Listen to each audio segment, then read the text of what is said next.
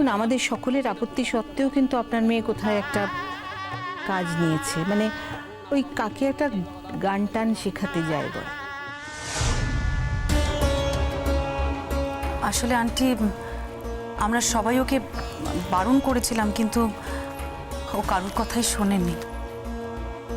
আমার মনে হয় ও নিজেকে একটু এনগেজ রাখতে চাইছে। দেখুন, মেঘলা গান শেখাক আবার কাজ করুক, যাই হোক, মানে সেটাতে আমার না, মানে আমাদের কারোরই খুব একটা সায় ছিল না। বারণও করেছিলাম, কিন্তু কি করা যাবে, অ্যাডাল্ট হয়ে গেছে এখন, কথা যদি না শোনে কি করবো বলুন। আমার মনে হয় কিছুদিনের মধ্যেই নেশাটা কেটে যাবে।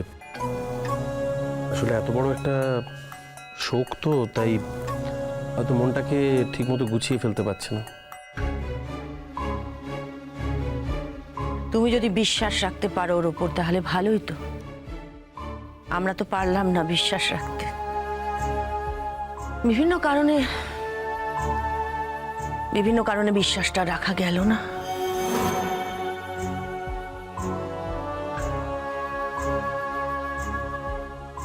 যাক বৌমা, আজকে ওসব কথা না হয় থাক।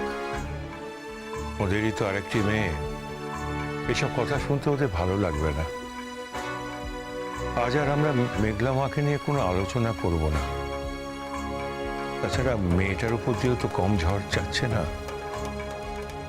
না না, একটা কথা আপনি ভেবে দেখুন দাদা, আমি কিন্তু ওকে বারবার করে বলেছিলাম যে মেঘলা তুমি অবশ্যই আজকে আসবে, তোমাকে আসতে হবে, এটা আমার অর্ডার। তাও কিন্তু ও শুনলো না। তুই একটা কথা বল ছোট আমাকে, যে ওর কি সত্যি আজ আসার মতন মনের অবস্থা ছিল?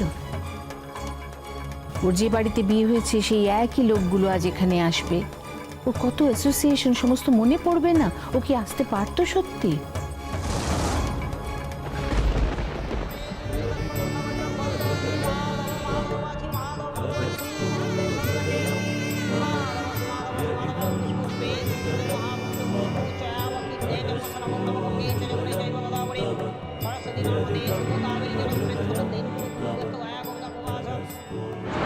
দেখি দিদি বেশ সবকিছু কাটুক, তারপর ভাবছি কটা দিন ওকে নিয়ে এসে আমাদের কাছে রাখবো।